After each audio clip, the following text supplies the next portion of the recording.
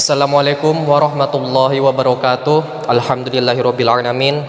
Wassalatu wassalamu ala asrofil anbiya'i wal mursalin sayyidina wa maulana Muhammadin wa ala alihi washabbihi wasallim ajma'in, amma ba'du. Pemirsa yang dirahmati oleh Allah Subhanahu wa taala, di video kali ini kita akan membahas tentang hal-hal yang membatalkan puasa. Mengingat sebentar lagi itu akan memasuki bulan puasa. Nah, insyaallah kita itu masih ada umur untuk sana. Amin. Nah, kita langsung saja. Yang pertama itu adalah memasukkan sesuatu ke 5 lubang. Oke, kita rinci dulu. Yang pertama itu adalah memasuki lubang mulut, yang kedua hidung, yang ketiga telinga, yang keempat lubang buang air kecil, yang kelima lubang buang air besar. Oke, kita rinci. Yang pertama, hal yang membatalkan puasa itu adalah memasukkan ke lubang mulut. Yang dimaksudkan ke lubang mulut adalah nelennya. Selama Anda tidak menelen, maka tidak batal. Misalnya ketika siang hari bulan Ramadan, Anda melihat permen anak Anda itu tergeletak, langsung Anda masukin tuh ke mulut. Selama itu tidak nelen, maka itu tidak membatalkan, tapi hukumnya makruh, kurang disukai. Nah, ingat ya, yang membatalkan sesuatu ke mulut itu adalah nelennya. Selama tidak menelan, maka tidak membatalkan. Atau contoh yang kedua, misalnya ibu-ibu nih lagi masak nih untuk buka nih, terus mencicipi makanan, apa udah pas garamnya atau belum. Nah, dicicipi itu ternyata udah pas. Nah, habis itu diludahin lagi. Selama itu tidak ditelan, maka itu tidak membatalkan puasa Anda. Yang kedua adalah memasukkan sesuatu ke lubang hidung. Yang dimaksudkan ke lubang hidung adalah memasukkan sampai batas yang apabila air yang dimasukkan itu akan nyegrak. Kita kan berdudukan istinsyak itu, ini terasa panas kan, batuk. Nah, itu termasuk pembatal puasa.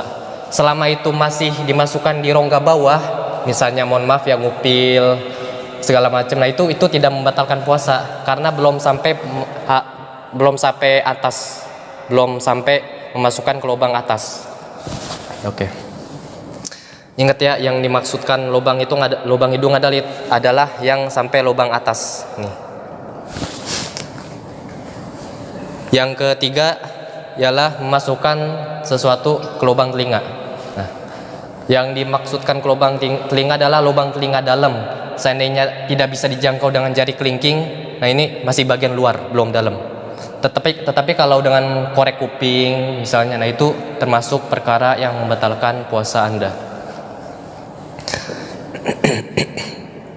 Yang selanjutnya adalah memasukkan sesuatu, mohon maaf, ke lubang buang air yang kecil yang depan. Misalnya mohon maaf ya, ini lubang kemaluan, terus Anda masukin air setetes, nah itu batal, membatalkan puasa. Yang terakhir, 5 lubang adalah dubur.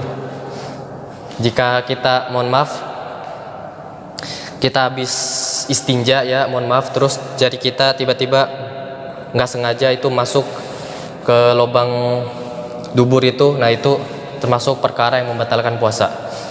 Jadi yang 5 lubang itu adalah lubang mulut, lubang hidung, lubang telinga, lubang buang air kecil, dan lubang buang air besar.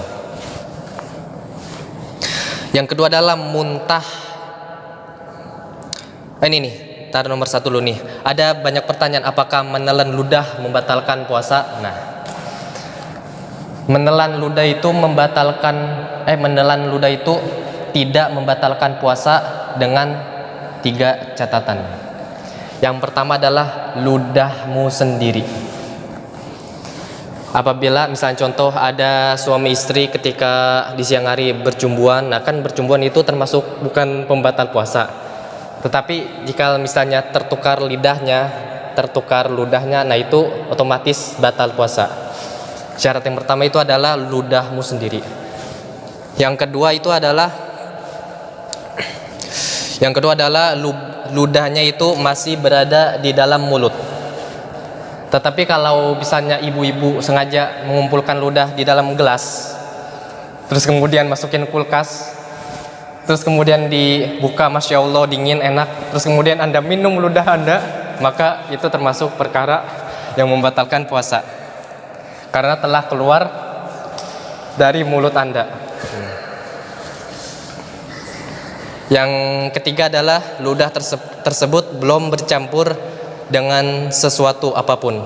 Belum bercampur dengan es krim, belum bercampur dengan permen, belum bercampur dengan kopi, nah, dan sebagainya. Ludahnya masih murni, masih belum bercampur. Oke, kita lanjut yang kedua nih. Muntah dengan sengaja. Yang muntah dengan sengaja misalnya ketika di siang hari Anda berpuasa Ramadan terus mencari bebauan yang busuk yang menyebabkan Anda muntah, atau digorok misalnya, mohon maaf, tenggorokan Anda itu tiba-tiba muntah, nah itu termasuk perkara yang membatalkan puasa karena dengan sengaja. Adapun misalnya muntah dengan tidak sengaja, maka itu tidak termasuk perkara yang membatalkan puasa. Dengan catatan ketika selesai Anda muntah yang tidak disengaja tersebut, Anda bergegas mencari air yang suci mensucikan, berkumur, habis itu dibuang. Karena kalau misalnya setelah Anda muntah terus nelen ludah, maka itu membatalkan puasa karena ludah tersebut tidak murni lagi kayak awal itu, telah bercampur dengan sesuatu. Nah, ketika Anda muntah dengan tidak sengaja, maka Anda bergegas untuk mengambil air yang suci mensucikan yang bisa dipakai wudhu, terus Anda berkumur, Anda buang. Nah, itu otomatis sudah suci lagi. Jadi Anda setelah itu terserah mau nelen ludah. Yang ketiga adalah bersenggama biarpun tanpa keluar mani. Nah, dengan sengaja ya, catatannya dengan sengaja. Misalnya, mohon maaf, suami istri di siang hari dengan sengaja ya bersenggama, terus dia lagi puasa, maka hal tersebut membatalkan puasa. Dan wajib kafarat juga, yaitu kafaratnya pertama adalah memerdekakan budak yang mukmin. Tapi di sini kan ini udah nggak ada budak lagi. Terus yang kedua itu adalah puasa 2 bulan berturut-turut. Jika tidak mampu maka memberi makan 60 orang fakir miskin. Tiap orang itu sebanyak 1 mud dari makanan pokok ya. Tidak sah ya dengan uang ya. Jadi masing-masing orang itu misalnya dengan beras itu 1 mud itu ukurannya 6,7 ons atau 675 gram beras per orang, sebanyak 60 orang fakir miskin. Dan wajib juga kodok, bersenggama biarpun tanpa keluar mani. Terus mohon maaf, zina apakah juga termasuk? Sama, na'udzubillah. Terus seorang laki-laki menggauli kambing misalnya, atau seorang wanita atau seorang laki-laki menggauli kambing dengan sengaja, nah itu juga termasuk hal-hal yang membatalkan puasa. Intinya bersenggama dengan sengaja ya. Kalau dengan tidak sengaja, misalnya suami istri di siang bulan Ramadan bersenggama karena lupa, karena tidak sadar dia sedang berpuasa, maka tidak membatalkan puasa. Jadi lanjut saja puasanya. Tapi catatan sedikit, ini ada khilaf sih di antara para ulama. Ada sebagian ulama seperti mazhab Maliki, mazhab Hambali, bersenggama biarpun tanpa keluar mani, biarpun tanpa sengaja, tetap membatalkan puasa.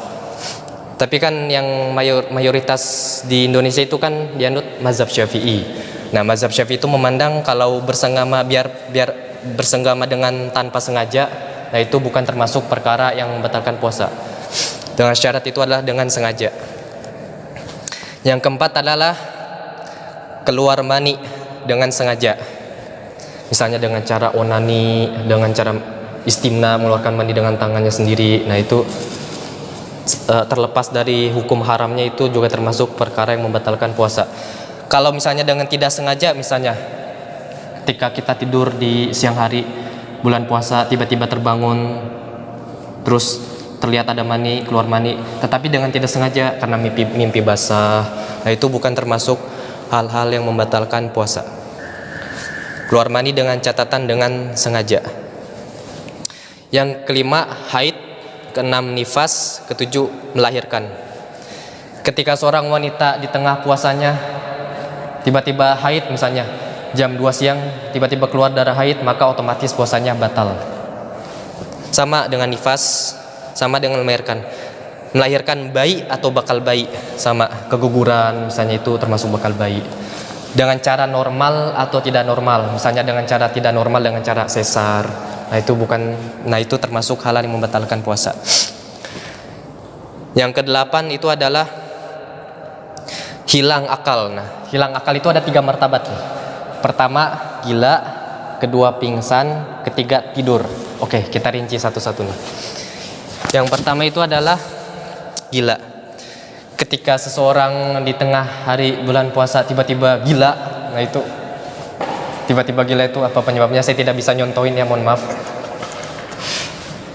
Tiba-tiba gila, biarpun gilanya itu sebentar, semenit, maka itu batal puasanya. Biarpun sebentar ya. Yang kedua adalah pingsan. Dengan catatan pingsannya itu seharian penuh dari sahur sampai isya, nah itu pingsannya. Tetapi misalnya pingsannya itu sempat sadar, biarpun sebentar, misalnya ketika sahur selesai tiba-tiba orang itu pingsan, jam 12 siang bangun ngelihat matahari pingsan lagi, terus sampai bangun sampai maghrib itu, sampai berbuka. Nah itu tidak membatalkan puasa karena sempat sadar biarpun sebentar. Nah itu kebalikannya dari gila. Kalau gila biarpun sebentar tetap membatalkan puasa, tetapi kalau pingsan biarpun sadar sebentar, nah itu tidak membatalkan puasa. Yang ketiga tidur. Tidur biarpun setelah sahur tidur, bangun-bangun isya, itu tidak termasuk perkara yang membatalkan puasa. Tetapi sholatnya wajib diqodho karena kan terlewat waktunya. Jadi hilang akal ada 3 martabat. Ingat-ingat ya jamaah, gila, pingsan, sama tidur.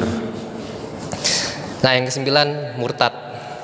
Misalnya mengatakan bahwa Nabi Muhammad bukan Nabi, atau Al-Quran itu bukan wahyu, atau menghina Allah, menghina nabi-nabi yang lain. Terus habis itu murtad dengan macam-macam, murtad dengan perbuatan, menginjak Al-Quran. Nah itu sama, termasuk perkara yang membatalkan puasa.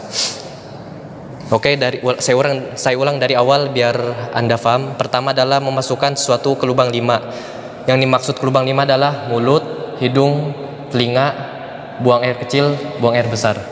Yang kedua adalah muntah dengan sengaja.